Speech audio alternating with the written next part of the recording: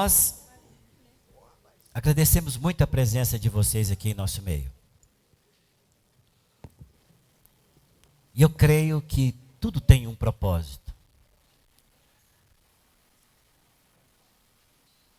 E eu creio que mais do que talvez você tenha passado, você fala, gente, eu perdi meu sono. Domingo a gente dorme até um pouquinho mais tarde. Espero que o Senhor possa te recompensar por você estar aqui conosco nessa manhã, amém? Nós falávamos no domingo passado, eu prometo ser muito breve com a minha palavra. Nós falávamos no domingo passado a respeito do livro que nós estudamos durante 3 meses. O livro que nós estudamos durante 3 meses, ele tem 4 capítulos. E foi escrito por Paulo aos Filipenses. Uma igreja que Paulo fundou em uma das suas viagens missionárias. E ele estabeleceu essa igreja debaixo de muita luta, de muita guerra. E foi açoitado nesse local em que ele estabeleceu essa igreja. Mas estabeleceu uma igreja muito, muito unida, uma igreja muito bonita, uma igreja que é de gente. E quando Paulo escreve essa carta aos Filipenses, e eu quero pedir desculpas à igreja porque eu estou repetindo, mas eu tenho nossos visitantes, eu tenho que situá-los a respeito do que vamos falar. Quando Paulo escreve essa carta, gente, quando eu falo carta, é carta mesmo, ele escreveu uma carta. Naquela época tinha esse costume, hoje não se manda mais carta, hoje é e-mail, né, por computador. Ele escreve essa carta, ele está preso, Paulo está preso em Roma. Ele está preso em Roma e ele escreve essa carta de 4 capítulos e ele manda por alguém que já tinha ido dessa igreja visitá-lo em Roma. E ele manda então a Epafrodito essa carta e ele fala a respeito do carinho que ele tem por essa igreja. Mas o que nós encontramos de interessante nesse tempo que passamos estudando essa carta é que era uma igreja extremamente amorosa, mas tinha problemas. Você fala, pastor, mas como que é uma igreja tão bem referida por Paulo? Como que é uma igreja bem aconselhada por Paulo? Paulo chega a dizer que essa igreja é a coroa dele. Ele fala, gente, vocês é a coroa do meu ministério. Então deveria ser uma igreja sem nenhum problema. Não, a carta que ele manda é justamente para resolver problemas. Porque aonde se encontra pessoas, teremos problemas de relacionamentos. Temos de discutir relacionamentos o tempo inteiro. Essa igreja aqui não é diferente. Constantemente estamos conversando uns com os outros. Ontem mesmo eu estava conversando com um amado irmão e a gente discutindo a nossa relação, pastor e líder. Pastor e a liderança. Falando a respeito dos problemas que tínhamos que resolver no nosso relacionamento. Eu acho isso maravilhoso. Eu acho isso salutar. Porque não tem uma igreja perfeita. Você não vai encontrar uma igreja que não tenha problemas. Nesta igreja, existiam 2 irmãs, para vocês terem uma ideia. Uma chamava Sintique e a outra chamava Evódia. São nomes que ninguém hoje mais usa. Mas na época deveria ser muito bonita, né? A Sintique e a Evódia, elas estavam com problema de relacionamento. De maneira, Freitas, que o dia que a Evódia ia na igreja para fazer o culto, a Sintique não ia. E vice-versa. Quem que vai dirigir a reunião? A Sintique, a Evódia não estava. E Paulo está falando para elas, manda para Afrodito, fala, olha, por favor, fala para a Evódia, para a Sintique, para pensar da mesma forma. Para terem o mesmo alvo, o mesmo compromisso. Então veja, uma igreja que Paulo está dizendo, é a coroa do meu ministério, ele está escrevendo a carta para resolver problemas. Nesta igreja, tinha pessoas que se afeiçoava a uma a outra e formava partidos. E Paulo então está escrevendo para dizer para aqueles irmãos, irmãos, tende em vós o mesmo sentimento que houve em Cristo Jesus. E aí ele começa a mostrar o sentimento de Jesus, a maneira como Jesus lida na sua relação, do relacionamento. E ele está dizendo, por favor, tenha o mesmo sentimento. Porque, irmãos, Gilberto está aqui. Gilberto senta aqui na frente, sempre vai ser exemplo, né? Gilberto está aqui. Eu conheço o temperamento do Gilberto. Gente boníssima. Mas o pavio é bem curto. Então, quem relaciona com ele, sabe até onde pode provocar, né? A gente vai cutucando assim, quando vê saindo faísca, pode ir só até aqui. Por quê? Porque o relacionamento nos faz saber os limites uns dos outros. Isso não pode ser problema numa igreja. Isso tem que saber fazer com que nós saibamos nos relacionar um com o outro, sabermos lidar com os diferentes. Paulo está escrevendo isso. E aí, ele está escrevendo essa carta, e a palavra que eu dei no domingo passado foi que é uma carta, apesar de resolver tantos problemas, é uma carta cheia de alegria. Nós lemos 10 versículos nesses 4 capítulos que fala especificamente sobre alegria. E paramos em um versículo que diz, alegrai-vos no Senhor, outra vez digo, alegrai-vos. E demos essa introdução, falando que o alegrar aqui não é substantivo, é verbo, é imperativo.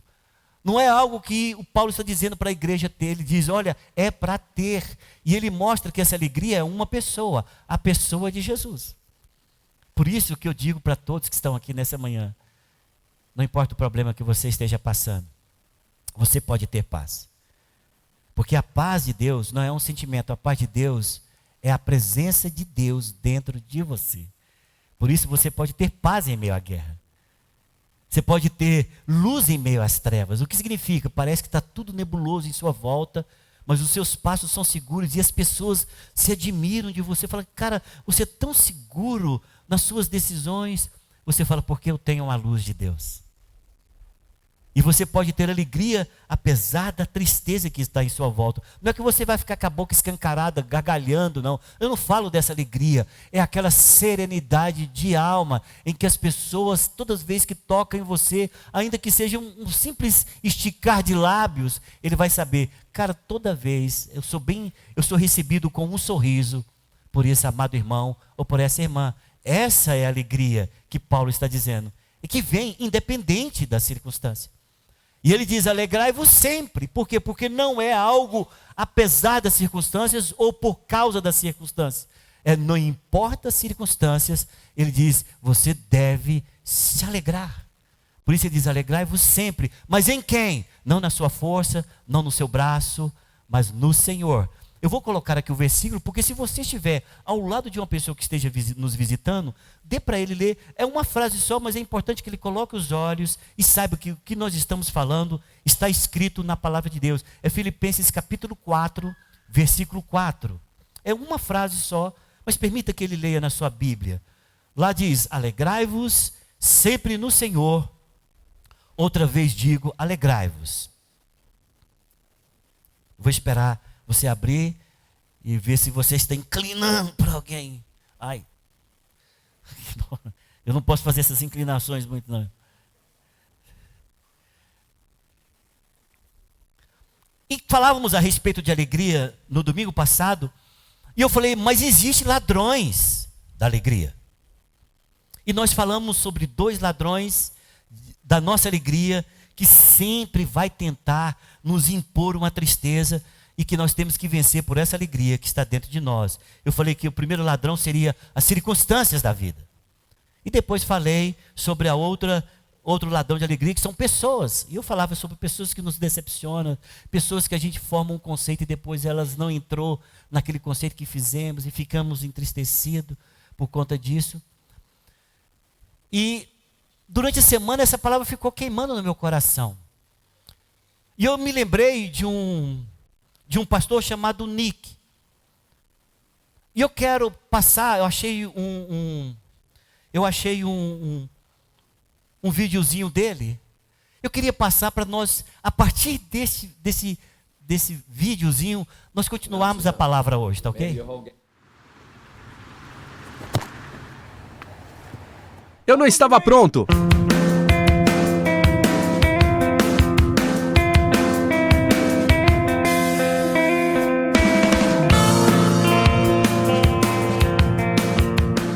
Não tenho braço nem pernas, mas sou muito grato por essa asinha de frango. As pessoas se assustam quando me veem pela primeira vez. Foi bem legal quando eu cheguei em um voo sozinho e todos lá embaixo me olharam sorrindo, esperando outras pessoas descerem. E eu desci e eles surtaram, tipo assim. Sabe, é bem assim, eu sempre fico tentando olhar pra mim mesmo e dizer, o que aconteceu? Sabe? Sabem, houveram vezes em que eu olhei pra minha vida e pensei, não posso fazer isso, não posso fazer aquilo. E você então se concentra nas coisas que deseja ter ou então nas coisas que não deseja ter. E aí você se esquece do que você tem. Eu creio que em nenhum ponto da minha vida eu diria, eu desejo braços e pernas, eu desejo braços e pernas, porque desejar não adianta. O que tenho visto na vida são alguns princípios-chave, e a primeira coisa que vi é que devemos ser gratos. É difícil ser grato, cara. Te digo que quando eu tinha 8 anos de idade, pensava sobre minha vida que eu nunca me casaria, que eu nunca teria um emprego, que nunca teria uma vida ou um propósito. Qual o tipo de marido que eu poderia ser, se nem mesmo eu poderei segurar a mão da minha esposa? É uma mentira você pensar que não é bom o bastante. É uma mentira você pensar que não vale nada.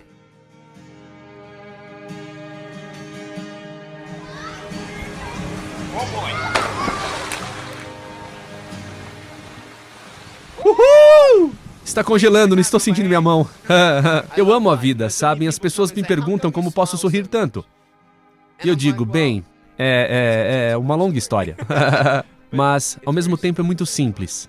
Sabem, às vezes é muito difícil sorrir quando acontecem coisas na vida que você não sabe ou não compreende. E você não sabe se conseguirá superar. Você passa por uma tempestade na vida e você não sabe quanto tempo a tempestade vai durar. E hoje irei compartilhar com vocês alguns princípios que aprendi na minha vida e que vocês poderão usar nas suas vidas.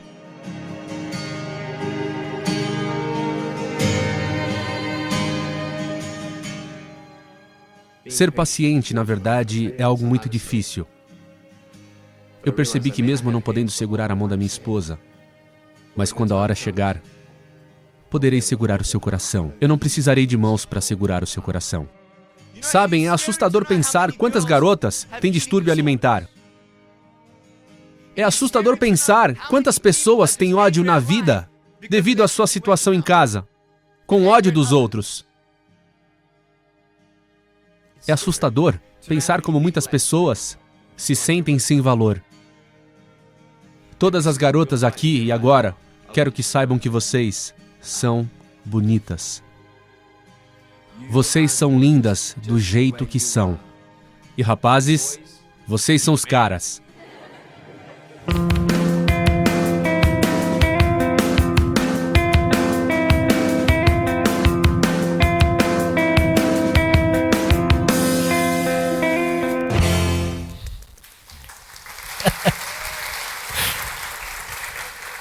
Agora eu me segurei para não chorar, mas toda vez eu choro.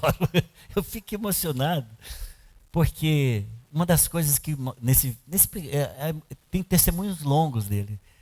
Isso aí foi bem condensado. Ele fala assim, eu sou alegre. Eu não sou alegre pelas circunstâncias. Eu sou alegre porque eu tenho Deus no coração. E nós falávamos exatamente disso no domingo passado. Olha, irmãos, não espere circunstâncias para ser alegre, não. Traga Jesus, que é a alegria, para dentro do seu coração. E aí é ultra circunstancial. Você não precisa se preocupar com as circunstâncias, porque em todas elas, Deus vai te dar a vitória que você precisa. Você vai sair por cima, você vai sair feliz, só de você olhar, de bater palma, de bater o pé, e você falar, cara do céu, tudo isso Deus já tem me dado, eu sou um ser perfeito, eu tenho condições de raciocínio, eu posso andar em Goiânia, eu dirijo, eu tenho a minha casa, posso procurar um trabalho, eu tenho condições de procurar uma promoção, cara, o tanto que coisa que tem, tantas as possibilidades que eu tenho. E muitas pessoas aí que ele diz, não são alegres. Mas não é porque a vida conspirou, é porque ele não tem o Senhor Jesus dentro dele. E eu quero falar hoje sobre dois outros ladrões da nossa alegria. O primeiro é a ansiedade. Tiago falou muito bem a respeito dele, mas aqui em Filipenses capítulo 4, e você pode abrir e mostrar para o teu vizinho, existe uma palavra muito importante que nós podemos falar 300 vezes e sempre será muito atual para nossas vidas, nós não termos esse sentimento roubando a nossa alegria. Que diz, versículo 6, capítulo 4, versículo 6, que diz: não andeis ansiosos de coisa alguma. Em tudo, porém, sejam conhecidas diante de Deus as vossas petições, pela oração e pela súplica, com ações de graça. E a paz de Deus, que excede todo o entendimento, guardará o vosso coração e a vossa mente em Cristo Jesus. Quando você vai pegar o testemunho dele mais completo, com 8 anos de idade, ele tenta o suicídio. Você fala: pastor, mas ele não foi alegre assim a vida inteira? Não. Ele só foi alegre a partir do momento em que ele teve um encontro com Jesus. E ele conta com 8 anos de idade, ele se sentiu o mais frustrado dos garotos. E aí ele colocou uma lâmina d'água de 2 centímetros, lá ele falou, uma pequena lâmina d'água na banheira. Ele falou: mãe, pode ficar tranquilo, eu só vou dar uma relaxada aqui. Mas ele disse: eu ia me suicidar naquele tantinho d'água. E foi ali que ele começou então a ter um encontro com o Senhor. E o Senhor mostrando para ele o sentido da vida dele. Quando você vai ver um dos pequenos relatos dele, não sei quantos hoje, mas ele já tinha, nesse último vídeo que eu tinha visto do testemunho dele, já tinha pregado para mais de 1 milhão de pessoas. Ele ganhou um presidente de um país moçambicano, de um país africano, desculpa, chamou ele lá, porque queria ouvir ele falar. E esse presidente desse país se converteu, se tornou muito amigo dele. Ele falou: Deus tem me dado para entrar em lugares que eu jamais imaginaria que pudesse um dia estar. Talvez se eu tivesse 2 braços e 2 pernas, eu não teria a oportunidade que Deus tem me dado. Então ele diz: eu sou muito grato a Deus por tudo, como a maneira como Deus me fez. Mas acontece que quando nós não temos algo em nossas mãos, quando nós não temos aquela garantia daquilo que nos dá a segurança, nosso coração é tomado de ansiedade. E acabou. Se você é tomado de ansiedade, gente, eu lembro da minha filha, nós não podíamos falar para ela que iríamos viajar no outro dia. Nós tínhamos que acordar ela e levar para a viagem, porque se nós falássemos que iríamos viajar no outro dia, ela não dormia durante a noite inteira, ansiosa para chegar à viagem. Muitas pessoas são como crianças, que querem no outro dia viajar. Não dormem, não têm um descanso, não têm a paz de Deus. Eu digo para você que está aqui hoje, essa palavra é para você. Por quais as situações da vida que tem te deixado tão ansioso? Quais as situações da vida que tem levado você a perder noites e noites de sono? E a pergunta final que eu faço a você é: o que adiantou a preocupação? O que adiantou a ansiedade? O que adiantou você ficar horas pensando no mesmo assunto? Com um pensamento recorrente, indo e voltando na sua mente. O que adiantou? Eu sei que a resposta vai ser absolutamente nada. Porque quando chegou na hora, de fato, para resolver, foi que você resolveu. A ansiedade é um mal desse século, muito bem dito pelo nosso irmão Tiago. É o mal desse século, é o que acomete as pessoas, é o que tem levado muitas pessoas ao psicólogo, muitos aos psiquiatras, muitos fazendo terapia por causa da ansiedade. Sabe por quê? Não é porque o mundo está pior do que antes. É porque o mundo está muito mais sem Deus do que antes. E você está aqui nessa manhã para ouvir uma mensagem minha muito simples para você. O Senhor dizendo para você: não andeis ansiosos, não andeis ansioso por coisa alguma desta vida. Você está aqui para ouvir do Senhor dizendo: eu quero sarar o teu coração. Esse coração seu que fibrila, esse sentimento pendular que fica o tempo inteiro com ansiedade, essa adrenalina que você derrama constantemente no teu sangue, essa bilis que te dá até mau hálito. O Senhor quer sarar isso de você. Ele quer tirar esse mal.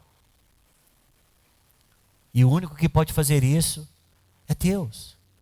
Os remédios que você toma controlado para dormir, não vai te tirar isso. Eles te dopam. Eles te derrubam. Mas eles não te saram. Quem vai sarar você é o Senhor Jesus. E outro ladrão que rouba a alegria, não somente dos cristãos, mas de muitas pessoas que não estão nem nas igrejas.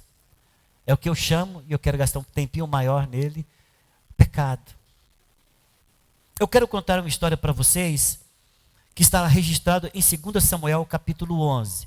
Abre aí, só mostra o título para a pessoa que está do teu lado, e eu vou contar a história, porque a história é um pouco longa, nós não vamos ler o texto. Em 2 Samuel capítulo 11, a partir do versículo 2, conta a história de Davi. Acho que Davi é um personagem que todo mundo conhece. Mesmo não frequentando a igreja, todo mundo já viu falar sobre o Davi que venceu Golias, né? Davi é um homem de guerra. Em um determinado momento na vida dele, não somente um homem de guerra, como um homem de Deus. Davi sempre foi muito temente a Deus. É difícil para nós entendermos no nosso dia a respeito daquilo que um teólogo falou de Davi, de que de dia ele era um matador e à noite ele era um poeta de Deus. Mas era época de guerra. Era a época em que se tinha que travar guerras. Davi era um guerreiro, mas um homem temente a Deus. E essa passagem conta em um momento em que havia tempos de guerras. E Davi resolveu ficar no seu palácio. E Davi, nesse momento de tranquilidade, ele coloca os olhos em uma mulher que da sua casa dava para ver essa mulher. E ela estava tomando banho. E ele viu ela nua. E ele a desejou. E ele era rei. Os seus olhos olharam para ela e a desejou. E ele era rei. Ele falou, eu vou pegar para mim. Mandou chamar a mulher. A mulher se chamava Batseba. E ela chega, os dois ficam juntos, tem relação sexual, e ela vai para a casa dela. Passado algum tempo, ela manda avisar para o rei, estou grávida. Mas quem era essa mulher? Davi sabia quem era ela. Batseba era casado com um dos seus guerreiros. E ele estava guerreando para Davi.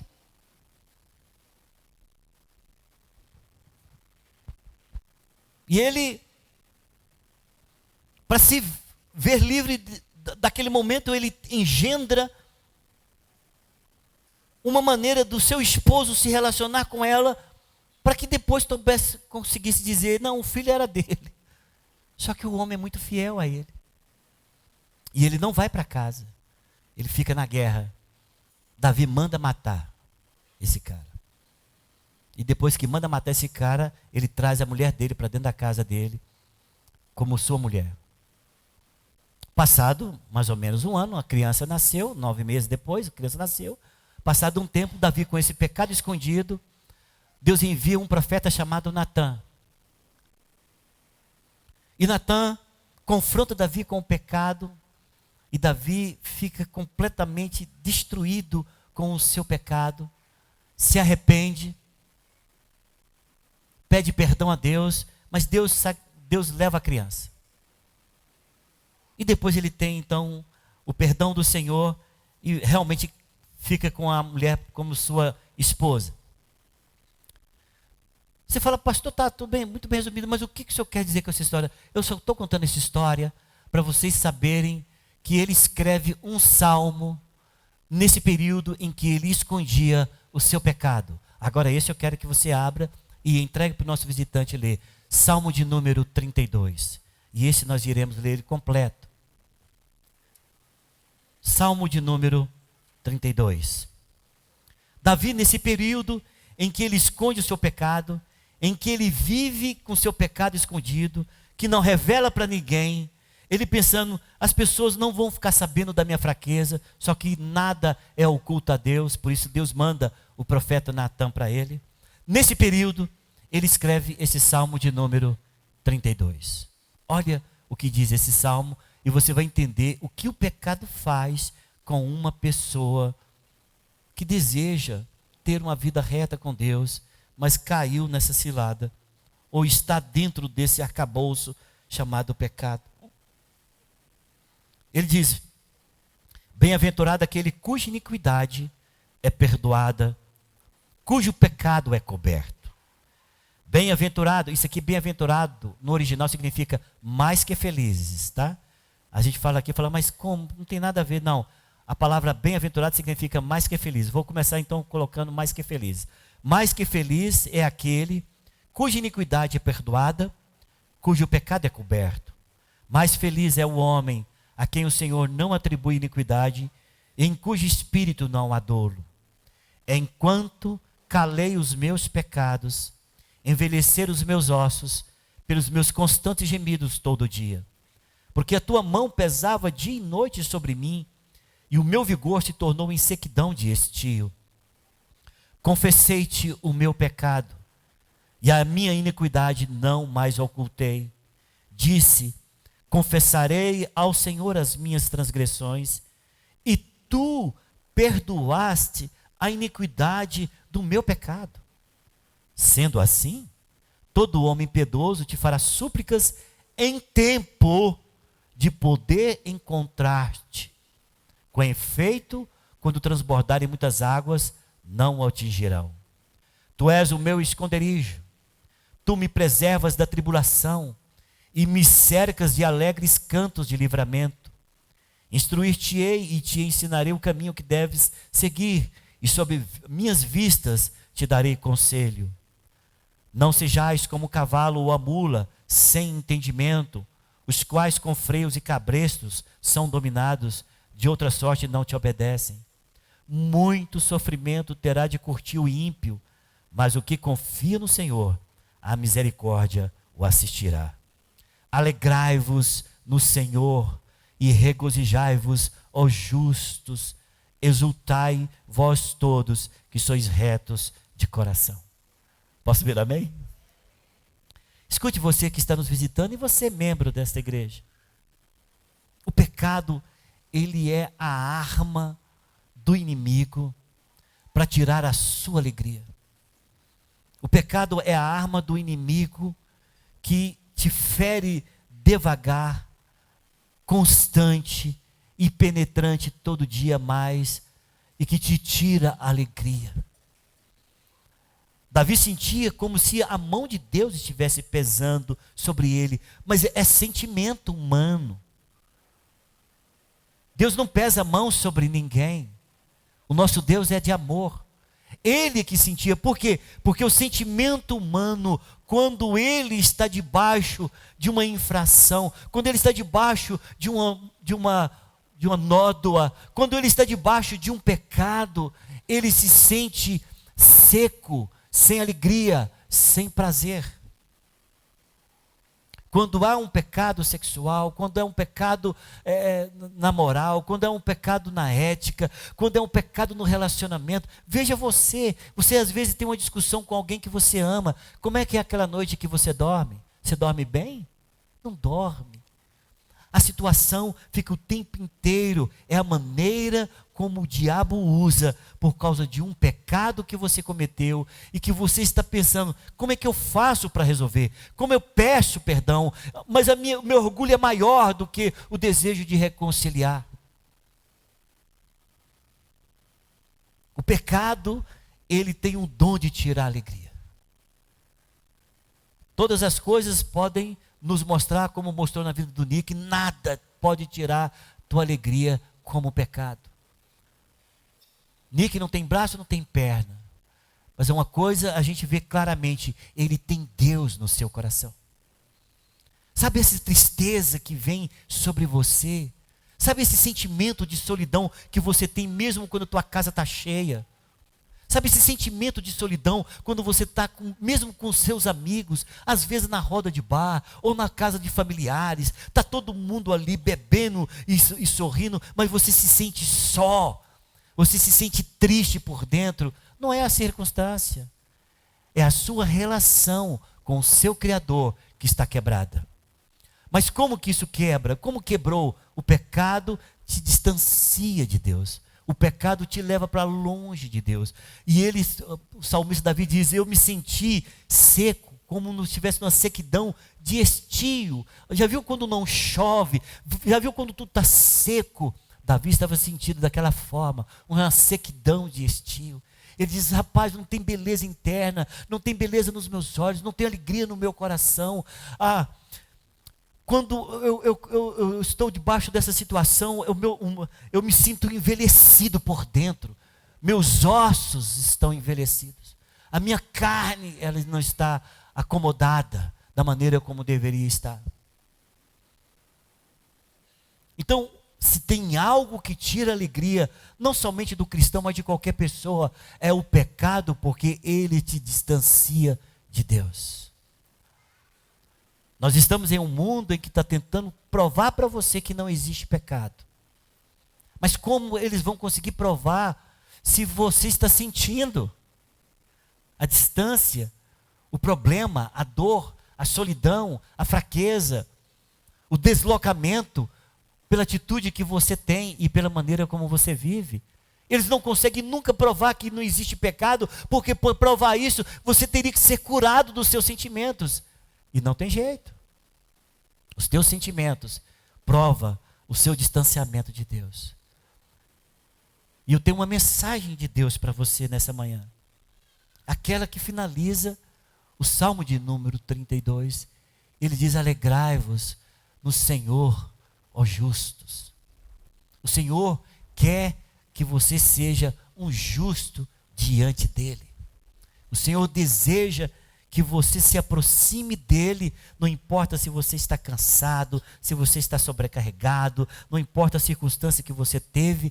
O Senhor diz que para você vir do jeito que você está, você não vai ficar do jeito que está, porque no encontro que você tiver com Deus, Deus vai te transformar em uma nova criação, em uma nova criatura. Mas o Senhor te chama como você está. Você não tem como se melhorar para Deus, você não tem como fazer algo para Deus. O que você tem, a única condição de que você tem, e essa é a mais maravilhosa condição que Deus nos deu, é de você poder escolher recebê-lo como Senhor e Salvador da sua vida. E é interessante, porque no Evangelho de Mateus, não precisa abrir, eu leio para você, no capítulo 11, eu tenho falado algumas partes desse versículo, eu quero ler ele todinho agora. No capítulo 11, versículo 28, diz assim: vinde a mim, o Senhor Jesus falando, todos os que estáis cansados e sobrecarregados, e eu vos aliviarei. Tomai sobre vós o meu jugo e aprendei de mim, porque sou manso e humilde de coração, e achareis descanso para a vossa alma, porque o meu jugo é suave e o meu fardo é leve. Visitante, amigo, amiga, o Senhor faz um convite para você. Ele te chama para Ele. Ele te chama para tirar essa tristeza do teu coração, em que ela sobe e desce, mas ela está sempre presente. Ele quer trocar essa tristeza pela sua alegria. Ele quer tirar esse estado de ansiedade que você vive. Ele quer te trocar esse estado de ansiedade que você vive pela paz que excede a todo entendimento, como nós lemos na carta de Paulo aos Filipenses.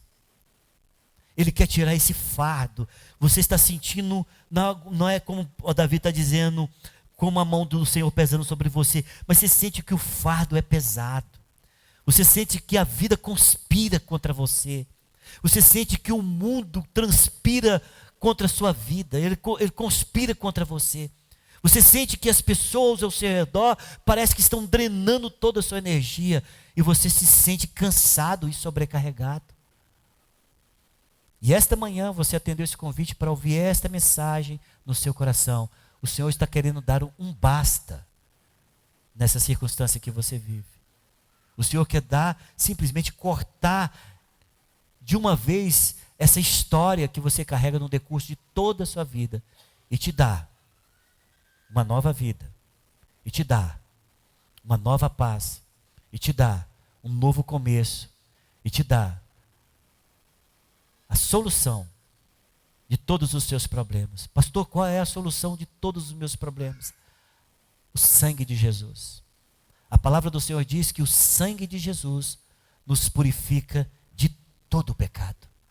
Mas então eu quero. Onde que faz isso? Quando você aceita o Senhor Jesus Cristo, como o Senhor e Salvador de sua vida, duas coisas acontecem. Você nasce de novo, o velho homem morre e os seus pecados são lavados pelo sangue de Jesus. A palavra do Senhor diz: mas a todos quanto receberam, deu-lhes o poder de serem feitos filhos de Deus, a saber, os que creem em seu nome. Você recebe uma nova filiação. Você se torna uma nova criatura. A palavra do Senhor diz: aqueles que estão em Cristo, nova criatura é. As coisas velhas passaram e tudo se fez novo. Esta manhã é a mensagem que nós temos para você que está nos visitando pela primeira vez. Deus te chama para uma reconciliação. Deus te chama para uma alegria de fato permanente na sua vida, quebrando e destruindo todos esses ladrões que vêm roubando a sua alegria e sua paz no decurso de toda a sua existência e te dando a oportunidade de ter uma nova vida em Cristo Jesus. Posso ver amém?